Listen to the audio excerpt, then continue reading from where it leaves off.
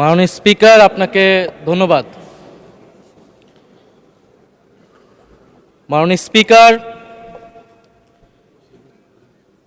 বক্তব্য ভেবেছিলাম শুরু করব অন্য বিষয় নিয়ে, কিন্তু আজকের অধিবেশনের দিনের আলোচনায় আমাদেরকে আরও বেশি অবাক করলেন মাননীয় অর্থমন্ত্রী। ফলে অর্থ সেক্টরের কিছু বক্তব্য দিয়ে আলোচনা শুরু করছি।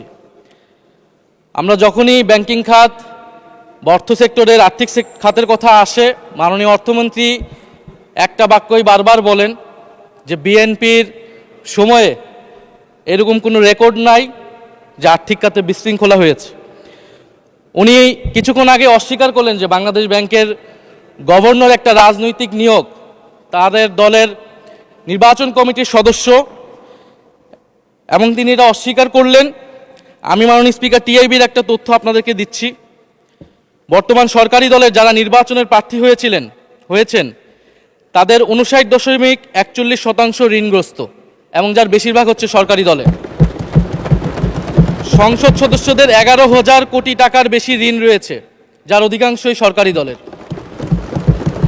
এদের অধিকাংশই ঋণ খেলাপি ছিলেন, নির্বাচনের আগে কিছু টাকা ঋণ দিয়ে পুনঃতফসিল করে নিয়েছেন। এবং বর্তমান যে বাংলাদেশ ব্যাংকের গভর্নর, তার স্পেশালিটিটা কি? তার স্পেশালিটি হচ্ছে এই ঋণ পুনঃতফসিল করা, এটাতে তিনি এক্সপার্ট। ফলে তাকে বাংলাদেশ ব্যাংকের গভর্নর কেন দেওয়া হয়েছে এটা খুব পরিষ্কার মাননীয় স্পিকার। এই যে হাজার হাজার কোটি টাকার ঋণ, সেই ঋণগুলো যাতে ঋণ পুনঃতফসিল করতে পারে, সেই সুযোগ সুবিধাটা করে দেওয়ার জন্যই বাংলাদেশের ইতিহাসে প্রথমবারের মতো একজন ব্যবসায়ীকে বাংলাদেশ ব্যাংকের গভর্নর দেওয়া হয়েছে। ফলে জাতির সামনে এই জিনিসগুলো পরিষ্কার হয়েছে।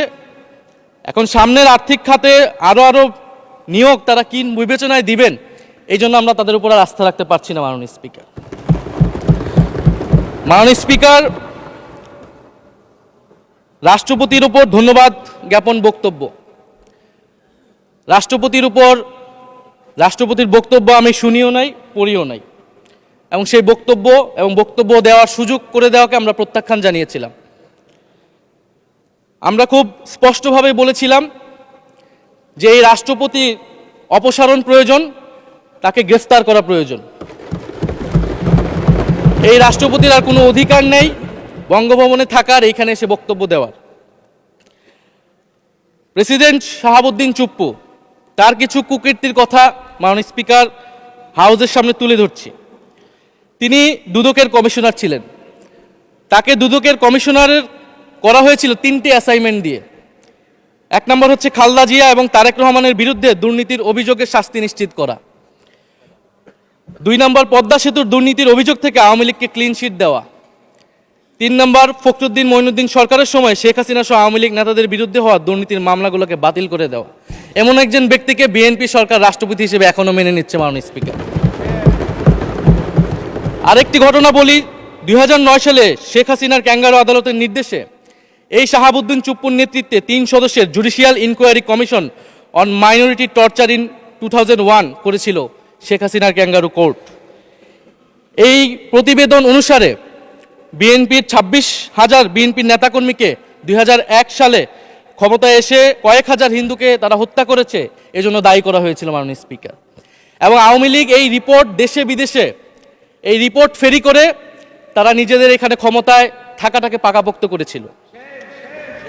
মাননীয় স্পিকার, এই রাষ্ট্রপতি চুপ্পু এস আলমের হাতে ইসলামী ব্যাংকে তুলে দেওয়ার কারিগর, 2 কোটি আমানতকারীকে পথে বসিয়েছিল।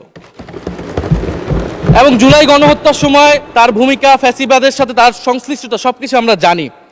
আমাদের দুর্ভাগ্য, এই দুর্নীতিবাজ, অপদার্থ, মিথ্যুক, গণহত্যার দোষর এখনো বাংলাদেশের রাষ্ট্রপতি। একটা আলোচনা কয়েকবার এসেছে যে রাষ্ট্রপতির অধীনে কেন শপথ নিয়েছি আমরা বলতে এখানে ব্যক্তিগতভাবে আমার কথাই বলেছে, কারণ আমি এখানে শপথ নিয়েছিলাম। তো মাননীয় স্পিকার, সেই সময়ের প্রেক্ষাপট আর এখনকার প্রেক্ষাপট কি এক? জুলাই গণ অভ্যুত্থানের পরে 5ই আগস্টের পরে আমাদের সামনে 2টা অপশন ছিল। আমরা বলেছিলাম জাতীয় সরকার করতে হবে, সেই জাতীয় সরকারের প্রস্তাব বিএনপি নাকচ করে দিয়েছে। আমাদের সামনে আরেকটা অপশন ছিল ক্ষমতা আর্মির হাতে তুলে দেওয়া। যদি আমরা সেই দিকে আগাতাম, আজকে তারা এখানে বসতে পারতেন কিনা মাননীয় স্পিকার সেটা সন্দেহ আছে। দেশের স্বার্থে, দেশের স্থিতিশীলতার স্বার্থে আমরা সেই সময় সরকারে গিয়েছিলাম, আমরা শপথ নিয়েছিলাম, কিন্তু বৈষম্যবিরোধী ছাত্র আন্দোলন খুব স্পষ্টভাবে 2024 সালে কিন্তু এই রাষ্ট্রপতির অপসারণ চেয়েছিল। সেই সময় সাংবিধানিক ধারাবাহিকতার কথা বলে রাষ্ট্রপতির পক্ষে অবস্থান নিয়েছিল বিএনপির মহাসচিব মির্জা ফখরুল আলমগীর সাহেব, তিনি নিজেই কথা বলেছিলেন। ফলে এখন তো একটা নির্বাচিত সরকার মাননীয় স্পিকার, এখন তো চাইলেই বিএনপি রাষ্ট্রপতি পরিবর্তন করতে পারে সরকার, এবং আমরা বিশ্বাস করি বিএনপিতে সেই ধরনের যোগ্য আস্থাভাজন ব্যক্তি নিশ্চয়ই রয়েছেন। এবং সরকার দলের সদস্যরা অনেকে গৌরবের সাথে বলেছেন যে যেই রাষ্ট্রপতি জিয়াউর রহমানের বিরোধিতা করেছেন সেই রাষ্ট্রপতি এখন জিয়াউর রহমানের প্রশংসা করছে। মাননীয় স্পিকার, গাধাকে দিয়ে আপনি হাল চাষ করিয়ে এটার মধ্যে কোনো বাহাদুরি নাই। এটা আপনাদের দেউলিয়ত্ব, সরকারের দেউলিয়াত্ব যে সরকার এখনো রাষ্ট্রপতি পরিবর্তন করতে পারছে না। মাননীয় স্পিকার, এই অধিবেশনের পুরোটা সময় জুড়ে আমরা সংস্কার, গণভোট, জুলাই সনদ, 72-এর সংবিধান নিয়ে অনেক কথা বলেছি। এবং একটা বিষয় আমার কাছে খুবই অদ্ভুত লেগেছে, কিছু মাননীয় সংসদ সদস্য তারা 72-এর সংবিধানকে 71-এর সাথে মিলিয়েছেন। মাননীয় স্পিকার, আমার জানা নেই আসলে তারা কোন বিবেচনা থেকে এটি মিলিয়েছেন। এটা তো সবসময় আওয়ামী লীগ মিলিয়েছে মাননীয় স্পিকার। তারা 72-এর সংবিধানকে 71-এর ফসল হিসেবে 71-এর চেতনার সাথে মিলিয়েছে। 72-এর মূলনীতিকে 71-এর মূলনীতি বলে 71-এর আদর্শ হিসেবে প্রচার করেছেন। আমরা তো সেটার বিরোধিতা করেছি মাননীয় স্পিকার সবসময়, এবং বিএনপির বহু নেতা এটার বিরোধিতা করেছে মাননীয় স্পিকার। 72-এর সংবিধানের ক্রিটিসিজম, সমালোচনা 72 সাল থেকেই বাংলাদেশে শুরু হয়েছিল। গত 16 বছর এই সমালোচনা তৈরি হয়েছিল। 72-এর সংবিধানের সমালোচনা মোটা দাগে তিনটি। প্রথমত, এই সংবিধান স্বাধীন বাংলাদেশের নির্বাচিত প্রতিনিধিরা প্রণয়ন করে নাই। আমি সরকারি দলের মাননীয় সংসদ সদস্য ব্যারিস্টার নওশাদ জমির সাহেবের সাথে, ওনার সাথে আমি সহমত পোষণ করে বলতে চাই, একটা স্বাধীন দেশের শাসনতন্ত্র রচনা করার অধিকার, সুযোগ সেই দেশের নির্বাচিত প্রতিনিধিদের হওয়া উচিত। 72-এর সংবিধান রচনা করেছিল যারা 70-এর নির্বাচনে আইয়ুব খানের এলএফের অধীনে যারা নির্বাচিত হয়েছিল পাকিস্তানের শাসনতন্ত্র রচনা করার জন্য মাননীয় স্পিকার। দ্বিতীয়ত, এই 72-এর সংবিধান ইনহেরেন্টলি এটা একটা আনডেমোক্রেটিক কনস্টিটিউশন। একজন ব্যক্তির হাতে সকল ক্ষমতা অর্পণ করা হয়েছিল মাননীয় স্পিকার। সেই সময়ের শেখ মুজিবকে সামনে রেখে এই সংবিধান তৈরি করা হয়েছিল। একজন ব্যক্তির হাতে সংসদের ক্ষমতা, নির্বাহী বিভাগের ক্ষমতা, এমনকি বিচার বিভাগের ক্ষমতাও নানা কায়দা করে তার হাতে তুলে দেওয়া হয়েছিল মাননীয় স্পিকার। ফলে স্বৈরতন্ত্রের বীজ কিন্তু সেই 72-এর সংবিধান থেকে বাংলাদেশে শুরু হয়েছিল। এবং সবচেয়ে ইম্পর্টেন্ট, এই সংবিধান হচ্ছে মুজিববাদী আদর্শ দ্বারা রচিত হয়েছিল মাননীয় স্পিকার। 71-এর আদর্শ কিন্তু চার নীতি ছিল না মাননীয় স্পিকার। 71-এর আদর্শ ছিল সাম্য, মানবিক মর্যাদা, সামাজিক ন্যায় বিচার। 72-এর সংবিধান এসে বলা হলো জাতীয়তাবাদ, বাঙালি জাতীয়তাবাদ, ধর্মনিরপেক্ষত্ব, গণতন্ত্র এবং সমাজতন্ত্র, এবং এটার বিরুদ্ধে বিদ্রোহ করেছিলেন মেজর জিয়াউর রহমান। মাননীয় স্পিকার, আজকে বিএনপি তার ফান্ডামেন্টাল জায়গা থেকে সরে যাচ্ছে মাননীয় স্পিকার। শুধু জামাত ইসলাম 72-এর বিরোধিতা করেছে বলে কি বিএনপি এখন আওয়ামী লীগের পজিশনে চলে গিয়েছে? আমাদের জানা নেই মাননীয় স্পিকার। 72-এর সংবিধানের বিরোধিতা করেছেন বদরুদ্দিন উমর, 72-এর সংবিধানের বিরোধিতা করেছেন মাওলানা ভাসানী, 72-এর সংবিধানের বিরোধিতা করেছেন কমরেড মুজাফফর আহমেদ, 72-এর সংবিধানের বিরোধিতা শত শত মুক্তিযোদ্ধারা করেছেন মাননীয় স্পিকার। ফলে এই 72-এর সংবিধানকে বাতিল করার একটা সুযোগ আমাদের এসেছিল 1975 সালের সিপাহী জনতার বিপ্লবের মধ্য দিয়ে। জিয়াউর রহমানের এটা একটা ঐতিহাসিক ভুল বলবো মাননীয় স্পিকার, তার প্রতি সম্মান রেখে, যে আমরা সেই সময় সেই অপরচুনিটি মিস করেছি। আমরা একটা গণপরিষদ দিয়ে নতুন সংবিধান করতে পারি না, এবং এই অপরচুনিটি আমরা এই 24-ও মিস করেছি এবং এখনো করতে যাচ্ছি মাননীয় স্পিকার। মাননীয় স্পিকার, 5ই আগস্টের পরে যখন সংস্কারের আলোচনা আসলো, বৈষম্যবিরোধী ছাত্র আন্দোলন তাদের পক্ষ থেকে আমরা বলেছিলাম আমরা নতুন সংবিধান চাই বা সংবিধান পুনর্লিখন চাই। বিএনপি বলেছিল তারা নির্বাচনের মাধ্যমে ক্ষমতায় যেতে চায়। ফলে 5ই আগস্টের পর থেকে রাস্তা দুটি আলাদা হয়ে গেছিল মাননীয় স্পিকার। তখন আমরা একটা মধ্যপন্থায় আসলাম যে আমরা সংস্কারে আসি। সেই জায়গা থেকে সংস্কার কমিশন ঐক্যমত, সেখানে আলোচনা হলো। এখন সাংবিধানিক সংস্কার পরিষদ করার কথা গণভোটে বলা হলো, এখন বিএনপি সেই জায়গা থেকে সরে গিয়েছে। এখন বিএনপি যদি সেই জায়গা থেকে সরে যায়, আমাদেরকে পূর্বের জায়গায় ফেরত যেতে হবে। মাননীয় স্পিকার, সংবিধান পুনর্লেখনের দাবি আমাদেরকেও জানাতে হবে।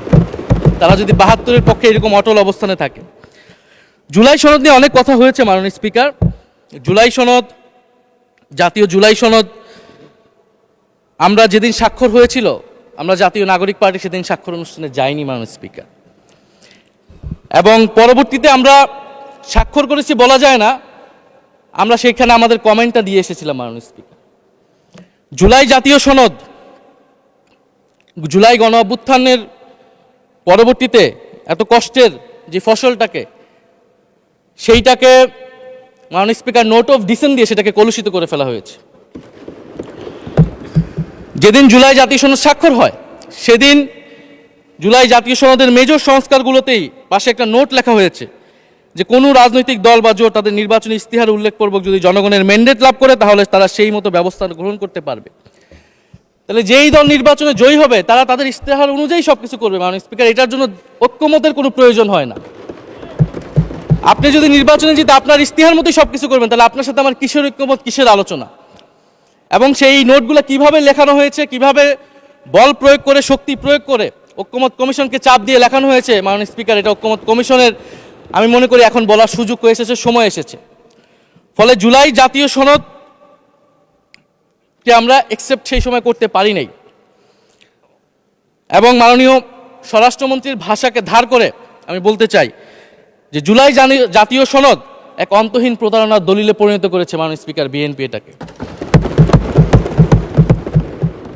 এবং ৭২-এর সংবিধানকে আওয়ামী লীগ দলীয় ইস্তেহারে পরিণত করেছিল, কলুষিত করেছিল, এবং জুলাই জাতীয় সনদকে বিএনপি কলুষিত করেছে, দলীয় ইস্তেহারে পরিণত করেছে মাননীয় স্পিকার। আপনি বলছেন জুলাই জাতীয় সনদ, তারপরে আপনি দেখাচ্ছেন হচ্ছে আমার দলীয় ইস্তিহার, তাহলে এখানে তো কোনো ঐক্যমতের সুযোগ নাই। এরপরে আসলো গণভোট। গণভোটের আদেশ নিয়ে সমালোচনা আছে, এবং এই সমালোচনা আমরাও করেছি যে রাষ্ট্রপতি এই ধরনের অর্ডার দিতে পারে কিনা। কিন্তু গণভোটটাকে সবাই মেনে একটা কনসেনসাসের ভিত্তিতেই তো আমরা এই গণভোটে সবাই মিলে অংশগ্রহণ করলাম মাননীয় স্পিকার। বিএনপি এবং তৎকালীন বিএনপির বর্তমান মাননীয় প্রধানমন্ত্রী এবং চেয়ারপারসন, তিনি নিজেও সংস্কারের পক্ষে, হ্যাঁ পক্ষে ভোটে প্রচারণা করেছেন। ফলে আপনাদের ইলেকশনের আগে এটা পরিষ্কার করা প্রয়োজন ছিল যে এই গণভোট আপনারা মানেন না, এই গণভোটে হ্যাঁ বা না জিতুক এটার সাথে আপনাদের কোনো সম্পর্ক নাই। ওনারা কিন্তু মাননীয় স্পিকার সেটা করেননি। ফলে জুলাই গণভোট এটা রাজনৈতিক সিদ্ধান্ত এবং গণরায়। মাননীয় স্বরাষ্ট্রমন্ত্রী তিনি নিজেই সেই সময় বলেছেন যে গণরায় হচ্ছে সার্বভৌম ক্ষমতা, জনগণের রায় আসলে সেটা সকলেই মেনে নিতে বাধ্য হবে, এমনকি যদি সেটার বিরুদ্ধেও কেউ বিজয়ী হয় তারাও সেটা মেনে নিতে বাধ্য হবে। ফলে আমরা মনে করি যে এই গণভোট অনুসারে যে সাংবিধানিক সংস্কার পরিষদ, অতি দ্রুত সময়ের মধ্যে সাংবিধানিক সংস্কার পরিষদ গঠন করা উচিত, এর সুরাহা করা উচিত। আমরা তো মাননীয় স্পিকার অনেক দূর সরে এসেছি, নতুন সংবিধানের জায়গা থেকে সরে আসতে আসতে আমরা কোথায় আসলাম? আমরা খুবই সামান্য কিছু দাবি এখানে এসেছে, জুলাই জাতীয় সনদ বা গণভোট যেটাই বলেন না কেন, যে একটা উচ্চকক্ষ হবে ভোটের অনুপাতে, তত্ত্বাবধায়ক সরকার হবে। এই তত্ত্বাবধায়ক সরকার নিয়েই তো এত ঝামেলা, গত 16 বছরের এত আন্দোলন। কিভাবে নিয়োগ হবে, এই নিয়োগটা আমাদেরকে জানতে হবে মাননীয় স্পিকার। নির্বাচন কমিশনার এবং সাংবিধানিক প্রতিষ্ঠানগুলোতে কিভাবে নিয়োগ হবে, একটা নির্দলীয় এবং গ্রহণযোগ্য নিয়োগ আমরা কিভাবে করতে পারি, যেটা দেশকে বিভাজিত করবে না, বিরোধী দলের উপরে বিরোধী দলের অধিকার ক্ষুণ্ণ করবে না, এবং সবচেয়ে গুরুত্বপূর্ণ বিচার বিভাগ পৃথকীকরণ মাননীয় স্পিকার। এগুলা আমরা 5ই আগস্টের পরে আসমান থেকে বলি না, এগুলা গত 16 বছর আলোচনা হয়েছে। বিএনপির 31 দফায় আলোচনা ছিল, আরও অনেক রাজনৈতিক দলের আলোচনাতে, সংস্কারের আলোচনা থেকেই আমরা মাননীয় স্পিকার ধার করেছিলাম। হ্যাঁ, বিচার বিভাগ এই মুহূর্তে পৃথকীকরণ বা বিচার বিভাগের স্বাধীনতা নিয়ে কনসার্ন আছে, কারণ আওয়ামী লীগের নিয়োগকৃত অনেক বিচারক মাননীয় স্পিকার এখনও রয়ে গেছে বিচারালয়ে, যারা এই জামিনগুলো করিয়েছে ফ্যাসিস্টদের। কিন্তু সেটার একটা সুরাহা আপনারা করেন, আমরা সহযোগিতা করব, কিন্তু তারপরে তো বিচার বিভাগের স্বাধীনতা মাননীয় স্পিকার নিশ্চিত করতে হবে। গুম এবং মানবাধিকার অধ্যাদেশ বাতিল করলেন, আপনারা বলছেন ভালো আইন নিয়ে আসবেন, তো ভালো আইন যতক্ষণ পর্যন্ত আনতে পারছেন না ততক্ষণ পর্যন্ত মাননীয় স্পিকার আপনাদের সমালোচনাটা সহ্য করতে হবে। আপনারা ভালো আইন নিয়ে আসুন এবং অতি দ্রুত সময়ের মধ্যে নিয়ে আসুন, আমরা দেখি। মাননীয় স্পিকার, এই সংসদে, এই অধিবেশনে আরেকটি বিষয় বারবার এসেছে, সেটা হচ্ছে মুক্তিযুদ্ধ এবং জুলাই গণ অভ্যুত্থান। মুক্তিযুদ্ধকে মাননীয় স্পিকার আমরা শ্রদ্ধা করি। আমরা মনে করি এই প্রজন্ম যারা জুলাই গণ অভ্যুত্থানে অংশগ্রহণ করেছি, জুলাই গণ অভ্যুত্থানের মধ্য দিয়ে মুক্তিযুদ্ধের নতুন রূপ তৈরি হয়েছে, মুক্তিযুদ্ধের নবায়ন হয়েছে। মাননীয় স্পিকার, ফলে মুক্তিযুদ্ধের সাথে জুলাই গণ অভ্যুত্থানের কোনো সাংঘর্ষিক অবস্থান নেই। আমরা বারবার বলেছি মুক্তিযুদ্ধ, জুলাই গণ অভ্যুত্থান হচ্ছে মুক্তিযুদ্ধেরই আরেকটি ধারাবাহিকতা। মুক্তিযুদ্ধে আমরা সাম্য মানবিক মর্যাদার কথা বলেছি, জুলাই গণ অভ্যুত্থানে আমরা বৈষম্য বিরোধী গণতান্ত্রিক বাংলাদেশের কথা বলেছি। মাননীয় স্পিকার, কোথায় পার্থক্য, কোথায় আলাদা, এবং কোন ঘটনা বড় কোন ঘটনা ছোট, এটা অহৈতুক তর্ক। মাননীয় স্পিকার, আমরা কেউ বলি নাই যে জুলাই গণ অভ্যুত্থান মুক্তিযুদ্ধের থেকে বড়, বা জুলাই গণ অভ্যুত্থান 90-এর থেকে বড় বা 90-এর থেকে ছোট। জুলাই গণ অভ্যুত্থান এক বিশেষ ঘটনা বাংলাদেশের ইতিহাসে, মুক্তিযুদ্ধ এক বিশেষ ঘটনা, মুক্তিযুদ্ধ বাংলাদেশের ফাউন্ডেশন। মাননীয় স্পিকার, এটার ব্যাপারে আমরা আনকম্প্রোমাইজেবল, এটা নিয়ে কোনো বিতর্কের কোনো সুযোগ নাই। তবে এই কথাটা ওনারাই বারবার বলে মুক্তিযুদ্ধকেও ছোট করতেছেন, জুলাই গণ অভ্যুত্থানকেও ছোট করতেছেন। আরেকটি বিষয় মাননীয় স্পিকার, মুক্তিযুদ্ধর কথা যখন এসেছে, আমরা যে সাম্প্রতিক সময়ে জাতীয় মুক্তিযোদ্ধা কাউন্সিল জামুক আইন সংশোধন করা হলো, অধ্যাদেশ পাশ করা হলো, সেখানে কিন্তু একটা গুরুত্বপূর্ণ সংশোধনী এসেছে। মুক্তিযোদ্ধাদের সংজ্ঞা থেকে মুজিব বাহিনীকে বাদ দেওয়া হয়েছে মাননীয় স্পিকার। এবং আপনারা জানেন যে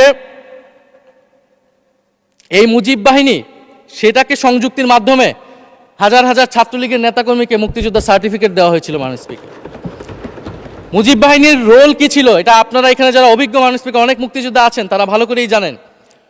মুজিব বাহিনী তৈরি হয়েছিল অন্তর্ঘাত তৈরি করার জন্য।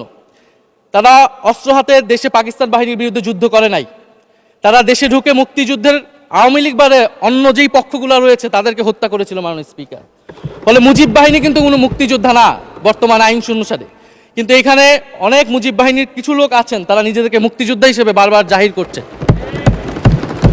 ফলে আমাদেরকে এই ফারাকটাও করতে হবে মাননীয় স্পিকার। এবং মুক্তিযুদ্ধের পক্ষ বিপক্ষের রাজনীতি গত 50 বছর ধরে হয়েছে, আমরা এই সমাধান এখনো কেন করতে পারিনি মাননীয় স্পিকার? এর দায়ভার কে নেবে? বিএনপি কি নেবে না, যারা 29 বছর জামাতের সাথে রাজনীতি করেছে? একটা কথা তো এখন সবাই বলে, সাথে থাকলে সঙ্গী, না থাকলে জঙ্গি। ফলে এটার দায়িত্ব ছিল তো উনাদের, এই রিকনসিলিয়েশন তৈরি করা, এই প্রশ্নের সুরাহা করা। জুলাই গণ অভ্যুত্থানের পরে, স্বাধীনতার 54-55 বছর পরে জাতীয় সংসদে মুক্তিযুদ্ধের পক্ষ আর বিপক্ষ বলে ভাগ থাকবে, এটা তো মাননীয় স্পিকার আমরা প্রত্যাশা করি না, এটা এই প্রজন্ম প্রত্যাশা করে না।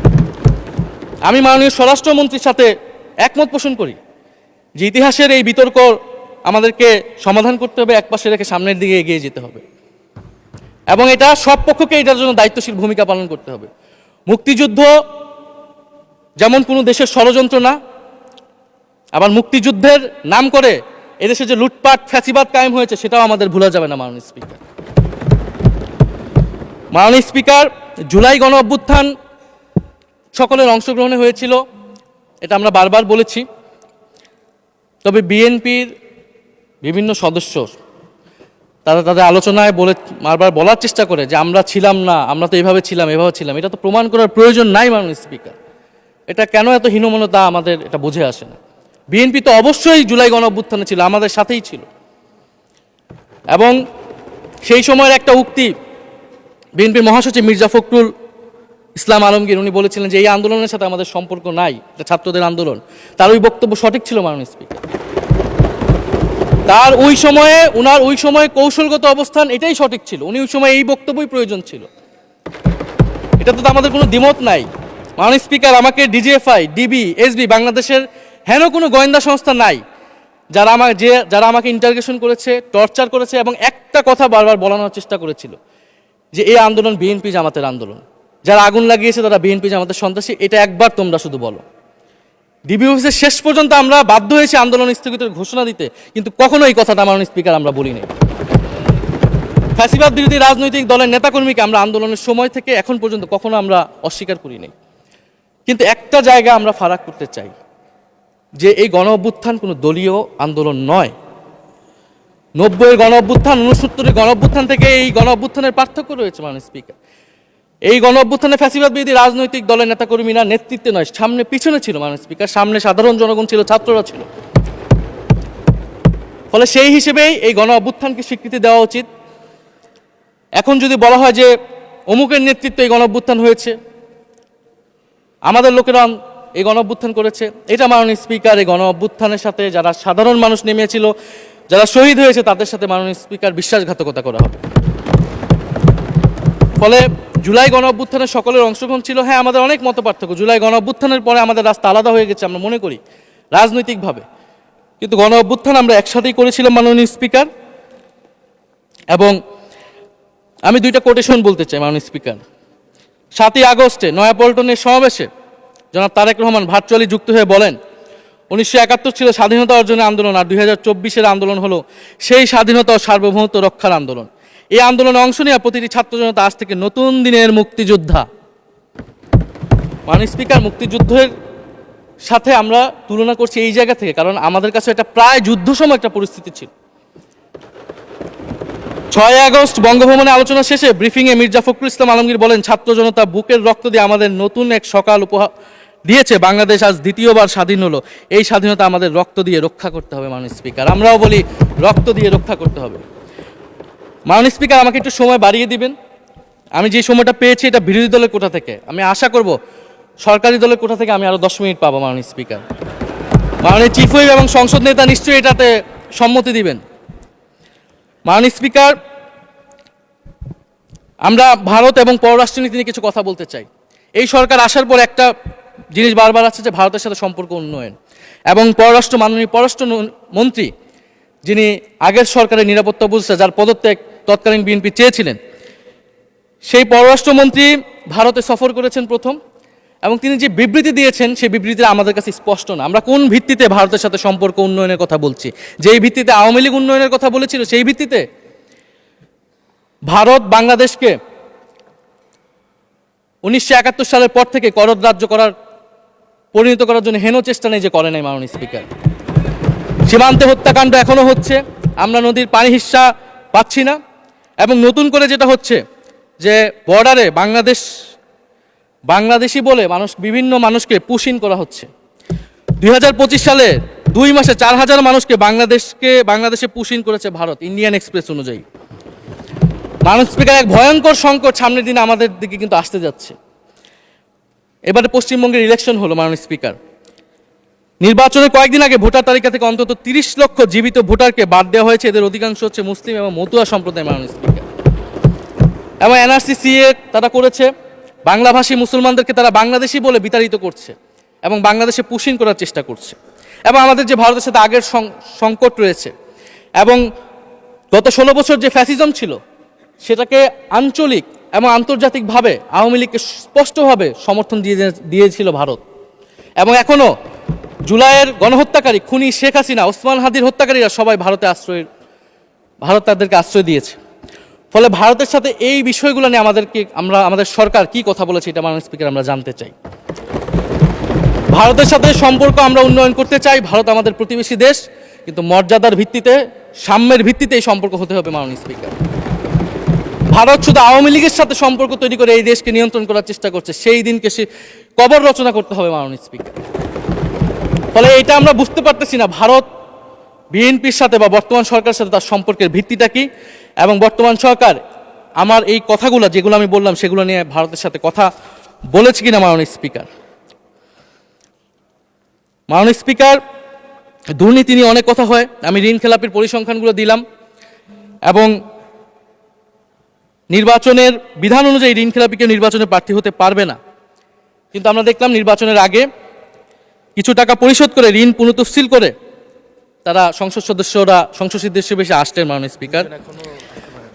মাননীয় স্পিকার, আমি কিছু সংখ্যা বলছি। 1700 কোটি টাকা, 765 কোটি টাকা, 679 কোটি টাকা, 621 কোটি টাকা, 201 কোটি টাকা, 182 কোটি টাকা, 97 কোটি টাকা। মাননীয় স্পিকার, এগুলো আমাদের সংসদ সদস্য যারা তাদের ঋণ রয়েছে মাননীয় স্পিকার। এবার আমি নাম বললাম না, কিন্তু পরের সেশনে কিন্তু মাননীয় স্পিকার আমি নাম ধরেই কথা বলবো, এগুলা ফ্যাক্ট, এবং এখনো 2 জন আসতে পারে নাই এই কারণে। এখন দুর্নীতির বিরুদ্ধে তো যুদ্ধ ঘোষণা হয়েছে, এখন এই ঋণগুলো কবে বাংলাদেশের জনগণ ফেরত পাবে, বাংলাদেশের ব্যাংক ফেরত পাবে মাননীয় স্পিকার, এটা আমরা জানতে চাই। মাননীয় স্পিকার, যদি সময় একটু বাড়িয়ে দেন। হ্যাঁ, মাননীয় সদস্য, আপনি আবেদন জানিয়েছিলেন, এর মধ্যে ট্রেজারি বেঞ্চের যে চিফ হুইপ আছেন, মাননীয় চিফ হুইপ, উনি আমাকে জানিয়েছেন উনার সময় 20 মিনিট বরাদ্দ ছিল, সেখান থেকে 5 মিনিট উনি কর্তন করে আপনাকে দিয়েছেন। তো আপনি 5 মিনিটের মধ্যে দয়া করে শেষ করবেন। থ্যাংক মাননীয় ইউ। স্পিকার, আর মাননীয় প্রধানমন্ত্রীর থেকে আরো 5 মিনিট আমি রিকোয়েস্ট করছি মাননীয় স্পিকার, আর যদি 5 মিনিটে শেষ করতে পারে আমি শেষ করে দিব, কোনো সমস্যা নেই। মাননীয় স্পিকার, ফলে আমরা দুর্নীতির কথা বলা হচ্ছে, 16 বছরে আওয়ামী লীগের যে দুর্নীতি, সেই দুর্নীতি থেকেও বড় হয়ে গেছে অন্তর্বর্তী সরকারের সময়ে ছাত্র সমন্বয়করা কি দুর্নীতি করেছে। মাননীয় স্পিকার, ছাত্র সমন্বয়করা খুবই খারাপ, তারা মন্ত্রণালয়ে ঘুরেছে, দুর্নীতি করেছে, কিংস পার্টি করেছে। তো মাননীয় স্পিকার, গত আওয়ামী লীগের আমলে 16 বছরের দুর্নীতির বিচার ওনারা কিভাবে করবেন সেইটা মাননীয় স্পিকার ওনাদের বলা উচিত জনগণের সামনে। এবং আরও ভালো হয় যদি 2001 থেকে 6 সাল পর্যন্ত মাননীয় স্পিকার যে দুর্নীতির অভিযোগগুলো এসেছিল সেটারও একটা স্বচ্ছ তদন্ত মাননীয় স্পিকারের বর্তমান সরকার করে। দুর্নীতি কেউ না কেউ তো করেছে, কারা করেছে তাদের নাম বাংলাদেশের জনগণের সামনে উন্মুক্ত করা হোক, কারণ সেটার জন্যই তাদেরকে ভোগান্তি পোহাতে হয়েছে 1/11 ষড়যন্ত্রের মাধ্যমে। বর্তমান প্রধানমন্ত্রী, তাকেও কিন্তু দুর্নীতির মিথ্যা অভিযোগ দিয়ে মাননীয় স্পিকার তার বিরুদ্ধে মামলা করা হয়েছিল। মাননীয় স্পিকার, মাননীয় স্বরাষ্ট্রমন্ত্রীর দৃষ্টি আকর্ষণ করছে, একটু আইন শৃঙ্খলা নিয়ে কথা বলি। 2 মাসে বিএনপির হাতে খুন হয়েছে 31 জন, ধর্ষণের ঘটনা ঘটেছে 14টি, বিএনপির চাঁদাবাজির খবর এসেছে 83টি, হামলার ঘটনা এসেছে 154টি, এর একটিতেও সরকার কার্যকর কোনো ব্যবস্থা গ্রহণ করেনি। মাননীয় স্পিকার, শাহবাগ থানার সামনে ঢাকা বিশ্ববিদ্যালয়ের সাংবাদিক সমিতির কয়েকজন সদস্যকে বেধড়ক মারধর করেছে ছাত্র দলের নেতাকর্মীরা, এবং এটার এখনো কোনো মামলা নেয়নি। মাননীয় স্বরাষ্ট্রমন্ত্রী যদি জানান এই মামলাটা কেন নেওয়া হচ্ছে না। থানার ভিতর প্রবেশ করে ওসির রুমে ডাকসুর 2 জন নির্বাচিত প্রতিনিধিদের উপর হামলা করা হয়েছে। মাননীয় স্পিকার, ঢাকা বিশ্ববিদ্যালয়ের সাংবাদিক সমিতি, মাননীয় স্পিকার আপনি জানেন আপনি ঢাকা বিশ্ববিদ্যালয়ের ছাত্র, মহসিন হলের, আমিও মহসিন হলের ছাত্র। মাননীয় স্পিকার, ঢাকা বিশ্ববিদ্যালয়ের সাংবাদিক সমিতির একটা বড় ভূমিকা আছে বাংলাদেশের গণতান্ত্রিক আন্দোলনগুলোতে, আমাদের বিশ্ববিদ্যালয়ের গণতান্ত্রিক আন্দোলনগুলোতে। মাননীয় স্পিকার, মাজার হামলা নিয়ে কিছু কথা বলতে চাই। এই সরকারের আমলেও আমরা দেখলাম যে কুষ্টিয়ায় মাজারে হামলা করে একজনকে হত্যা করা হয়েছে। মাননীয় স্পিকার, এটা আমরা নিন্দা এবং প্রতিবাদ জানাই। আমরা কোনো ধর্মীয় বিতর্কে ঢুকবো না, সেটা নিয়ে আমাদের আলেম ওলামাগণ ব্যাখ্যা করবেন, কিন্তু আমরা রুল অফ ল নিয়ে কথা বলতে চাই। মাননীয় স্পিকার, এই ধরনের ঘটনা কোনোভাবেই গ্রহণযোগ্য হতে পারে না, এবং অন্তর্বর্তী সরকারের সময় এই ধরনের ঘটনা অনেক ঘটেছে, আমরা তারও নিন্দা জানাই, এবং সকল ঘটনার তদন্ত এবং বিচার হওয়া উচিত মাননীয় স্পিকার এই সময়ের মধ্যে। মাননীয় স্পিকার, জঙ্গিবাদ নিয়ে নতুন করে কথা আসছে, সরকারের প্রতি অনুরোধ থাকবে আপনারা একটু সমন্বয় করে বক্তব্য দিন। স্বরাষ্ট্রমন্ত্রী বলছেন জঙ্গিবাদ নেই, আবার মাননীয় প্রধানমন্ত্রীর উপদেষ্টা বলছেন জঙ্গিবাদ আছে, জঙ্গি আছে। তো ওনাদের বক্তব্যটা পরিষ্কার হলে আমরাও এই বিষয়ে আমাদের অবস্থান বা বক্তব্যটা পরিষ্কার করতে পারবো। তবে একটা জিনিস, যে জঙ্গিবাদের বিরুদ্ধে আমাদের জিরো টলারেন্স। মাননীয় স্পিকার, এটা বাংলাদেশের সিকিউরিটি প্রশ্ন, এবং এটা সরকার এককভাবে ডিল করতে পারবে না, এটা জাতীয় ঐক্য লাগবে, এবং সরকারকে আমরা সর্বাত্মকভাবে সহযোগিতা করবে এই বিষয়ে। তবে বিগত আমলের মতো এবং ওয়ারেন্ট টেররের প্রজেক্ট হিসেবে যাতে বাংলাদেশে কোনো জঙ্গিবাদের নাটক না হয় মাননীয় স্পিকার, এটাও আমাদের মাথায় রাখবে। মাননীয় স্পিকার, আমাদের দেশের প্রধান একটা জনগোষ্ঠী হচ্ছে কৃষক, আমরা সবাই কৃষক পরিবারের সন্তান। সরকার কৃষি কার্ড দিচ্ছে, এটা সরকারকে সাধুবাদ জানাই। তবে সরকার গত বছরের যে দামে কৃষক থেকে ধান এবং চাল কিনেছে, এই বছর ঠিক একই দামে কৃষক থেকে ধান কিনছে, এটার ফলে কৃষকদের কিন্তু মাননীয় স্পিকার লোকসান হচ্ছে। ডিজেলের দাম বৃদ্ধি হয়েছে, সেচ খরচ, সার, বীজ, শ্রমিক মজুরি সব মিলিয়ে মাননীয় স্পিকার বোরো মৌসুমে ধানের উৎপাদন খরচ উল্লেখযোগ্যভাবে বেড়েছে। একদিকে কৃষি কার্ড দিবেন, আরেকদিকে ধানের ন্যায্য মূল্য আপনারা কৃষককে দিবেন না, এটা মাননীয় স্পিকার কোনো সমাধান বলে আমরা মনে করি না। মাননীয় স্পিকার, আমরা জুলাই গণহত্যার বিচার নিয়ে মাননীয় আইনমন্ত্রীকে এখন পর্যন্ত কোনো ব্রিফিং মাননীয় সংসদে করতে শুনি নাই, হয়তো আমার মিস হয়ে যেতে পারে। আমরা আশা করব উনি প্রতি অধিবেশনে সংসদে এবং সংসদের বাইরে আমাদের ট্রাইব্যুনালের চিফ প্রসিকিউটর আছেন, মাননীয় আইনমন্ত্রীর থেকেও আমরা জুলাই গণহত্যার বিচার প্রক্রিয়া কতটুকু আগাচ্ছে, কিভাবে আগাচ্ছে, এটা নিয়ে আমরা স্বচ্ছ বক্তব্য ওনাদের কাছ থেকে, সরকারের কাছ থেকে মাননীয় স্পিকার আশা করি। আমরা আশা করি মাননীয় স্পিকার, যে জুলাই যারা শহীদ হয়েছিলেন, শহীদ পরিবারদের যে সকল সুযোগ সুবিধা দেওয়া হয়েছিল অন্তর্বর্তী সরকার থেকে, সেই সব কিছু অব্যাহত থাকবে, এবং বর্তমান সরকার সেটা আরও বৃদ্ধি করবে মাননীয় স্পিকার, শহীদ পরিবার এবং আহত যোদ্ধাদের জন্য। মাননীয় স্পিকার আর 2 মিনিট যদি বৃদ্ধি করতেন আমি শেষ করে দেব 2 মিনিট। জি, 2 মিনিট বৃদ্ধি করা হলো। মাননীয় স্পিকার, আমরা এই জুলাই গণ অভ্যুত্থানে এই প্রজন্ম কর্মসংস্থানের বড় একটা দাবি নিয়ে কিন্তু মাননীয় স্পিকার চাকরির আন্দোলন থেকে আন্দোলনটা শুরু হয়েছিল। ফলে আমরা আশা করব এই সরকারের সময় কর্মসংস্থানের সুরাহা হবে এবং সেটার জন্য আর্থিক খাতে দুর্নীতি বন্ধ করতে হবে, বিনিয়োগ আনতে হবে এবং চাকরিতে স্বজনপ্রীতি, দুর্নীতি এগুলো একদম বন্ধ করতে হবে মাননীয় স্পিকার, সরকারি চাকরিতে বিশেষত। মাননীয় স্পিকার, একটা বিষয় যে সরকার এখন বলে দিচ্ছে যে বিরোধী দল কিভাবে কথা বলবে, কিভাবে বিরোধিতা করবে এবং বিরোধী দলের পতনও হয়ে যাবে, এরকম কথা মাননীয় স্পিকার সংসদে আমাদের শুনতে হচ্ছে। তো বিরোধী দল তো মাননীয় স্পিকার সরকারের প্রেসক্রিপশন অনুযায়ী বিরোধিতা করবে না, সরকারের শিখিয়ে দেওয়ার প্রয়োজন নাই কিভাবে কথা বলবে, কিভাবে বিরোধিতা করবে। বিরোধী দল বিরোধিতা করবে, সমালোচনা করবে, জনগণ এটা ঠিক করবে বিরোধী দলকে কতটুকু সমর্থন দিবে কি দিবে না। এবং বিরোধী দলের রাজনীতি মাননীয় স্পিকার বিএনপি করেছে, আমরা দেখেছি, তখন ছোট ছিলাম। মাননীয় স্পিকার, আমি যখন ইন্টারমিডিয়েটে পড়ি খালেদা জিয়া তখন গ্রেফতার হন এবং তার পরের দিন আমার বাবা রাজনৈতিক মামলায় গ্রেফতার হন। আমার মা আমাকে নিয়ে থানায়, কোর্টে এবং কারাগারে আমি আমার মায়ের সাথে ঘুরেছি মাননীয় স্পিকার। আমি জানি আমার এই অভিজ্ঞতা বাংলাদেশের লাখ লাখ মানুষের, ফ্যাসিবাদ বিরোধী আন্দোলন, রাজনৈতিক কর্মী যারা রয়েছে তাদের সকলের একই অভিজ্ঞতা মাননীয় স্পিকার।